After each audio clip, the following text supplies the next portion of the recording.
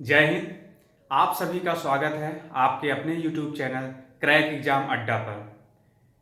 आज हम आपको प्रीवियस ईयर्स के पेपर में ICT information and communication technology दिसंबर 2010 जो भी क्वेश्चन आए हुए थे उनका पूरा सलूशन इस वीडियो के माध्यम से मैं आपको दे रहा हूं।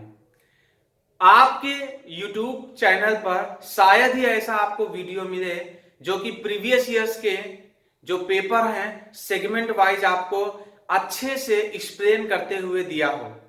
यहां पर इस चैनल के माध्यम से प्रीवियस ईयर्स के जो भी सेगमेंट हैं, चाहे वो डीआई की बात हो, आईसीटी की बात हो, लॉजिकल रीजनिंग की बात हो, कम्युनिकेशन की बात हो, रिसर्च की बात हो, इस तरह से जितने भी सेगमेंट हैं उसमें से कुछ सेगमेंट जिस पर हम चर्चा करने जा रहे हैं आईसीटी दिसंबर 2010 में जो भी प्रश्न आए हुए हैं उनका सही व्याख्या करते हुए सही आंसर देने का प्रयास करता हूं।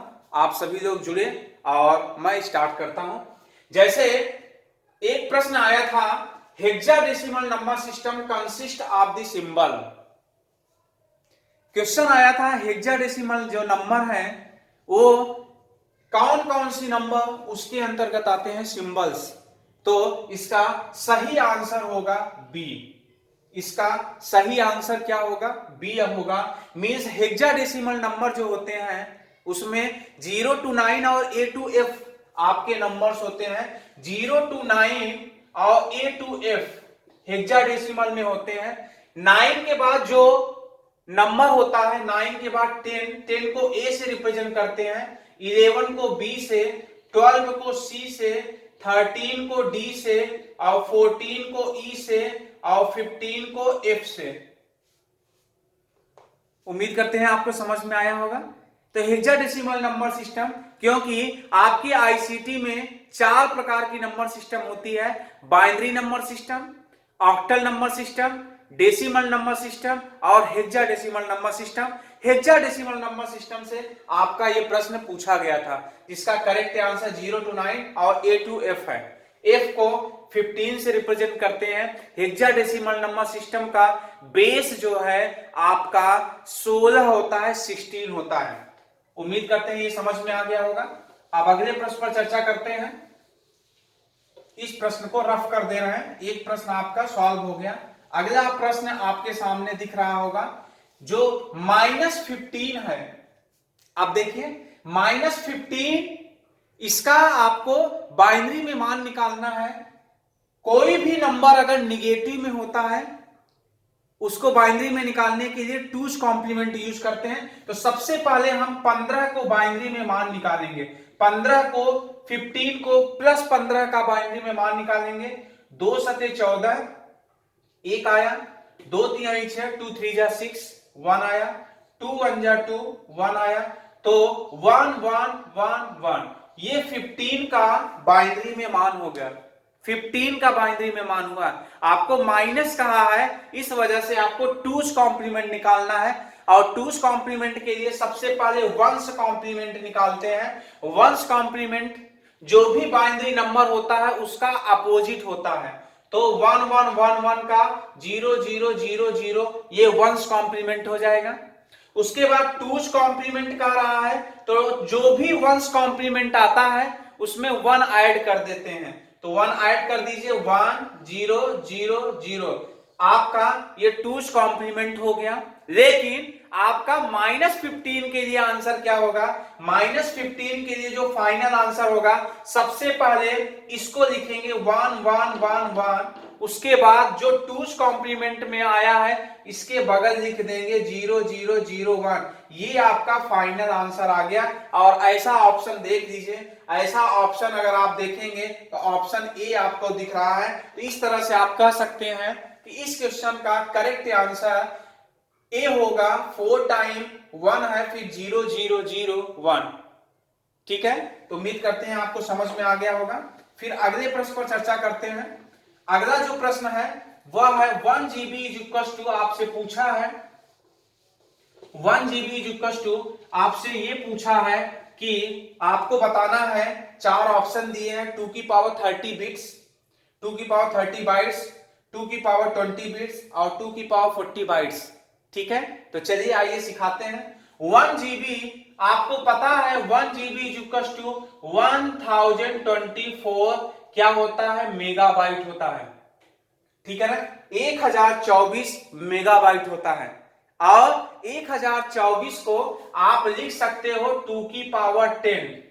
1024 को क्या लिख सकते हो, 2 की पावर 10 लिख सकते हो। मीन्स 2 का 10 बार गुणा कीजिए तो 1024 ही आएगा। लेकिन हमें देखना है बाइट्स या बिट्स में आंसर निकालना है, तो आइए आगे देखते हैं। अभी तो ये एमबी में है और एमबी को हम लिख सकते हैं 1024 क्या लिख सकते हैं, 1024 आप लिख सकते हैं 1024 बाइट्स।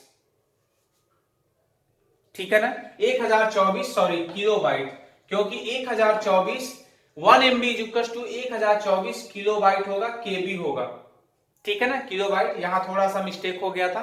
तो आ जाइए 2 की पावर 10 इंटू 1024 को 2 की पावर 10 और केबी को लिख सकते हैं 1024 बाइट्स।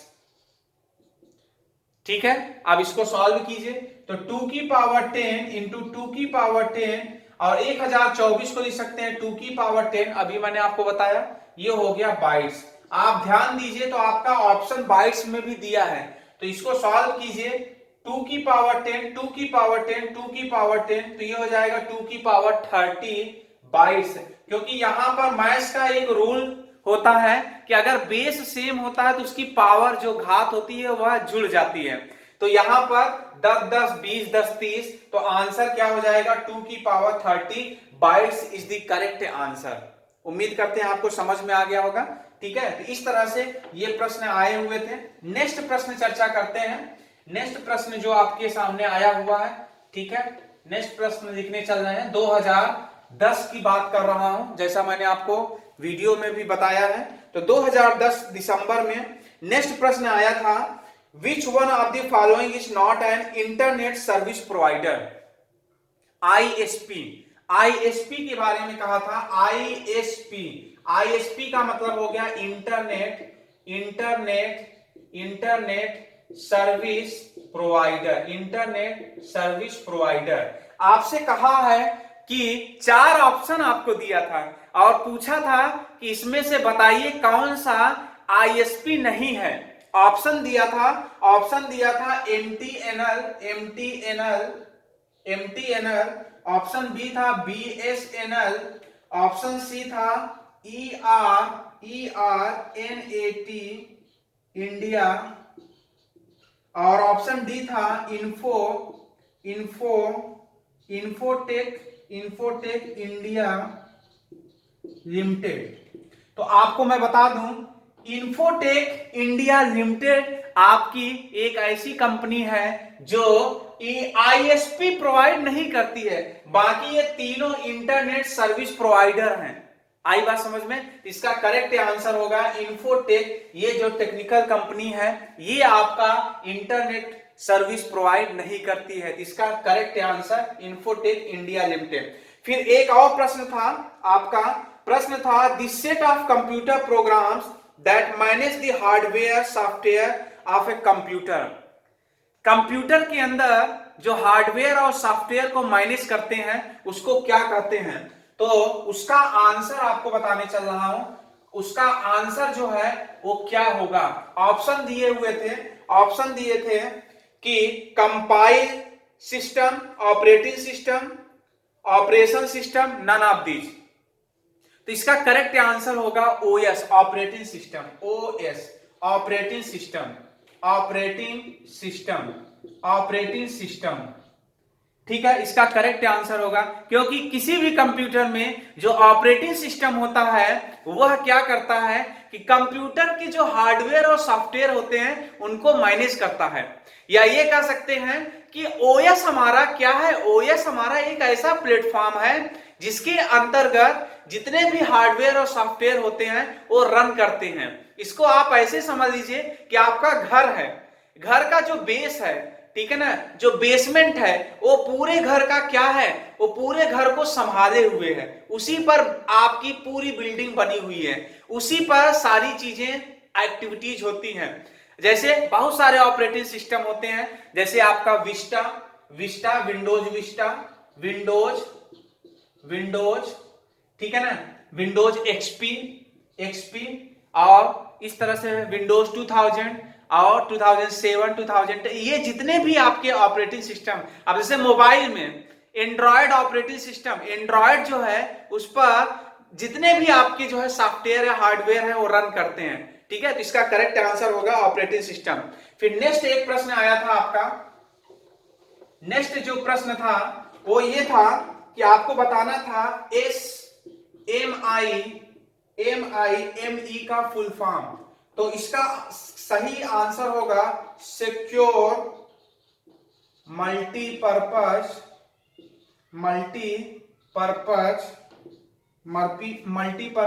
Internet mail extension. इसका करेक्ट आंसर क्या होगा, secure multipurpose internet mail extension. सीधे सीधे पूछ लिया था इसका फुल फॉर्म, एब्रिविएशन। आईसीटी में कई एब्रिविएशन है जो कि इंपॉर्टेंट रोल अदा करते हैं, आपके यूजीसी एनटीए पेपर 1 में पूछ ही लिए जाते हैं कभी कभी। तो ध्यान रखिएगा, एस का मतलब हो गया secure multipurpose internet mail extension. मतलब जो भी आपका मेल होता है, जैसे जीमेल हो गया, याहू मेल हो गया, हॉटमेल, ये सब सर्विस प्रोवाइडिंग कंपनी है। अब उनको कहीं ना कहीं कुछ ऐसी चीजें होती हैं जो मेल को सिक्योर बनाती हैं, उसमें से एक है SMIME। तो ये रहा है आपका दिसंबर 2010 में जितने भी आईसीटी के क्वेश्चंस पूछे गए थे उनका हमने पूरा व्याख्यान आपके सामने रिप्रेजेंट किया। इसी तरह आपको आगे भी जो है और भी सेगमेंट का व्याख्यान लेकर आऊंगा। अगर वीडियो पसंद आई हो तो लाइक जरूर कीजिएगा, शेयर कीजिएगा, सब्सक्राइब कीजिएगा। थैंक यू सो मच, धन्यवाद।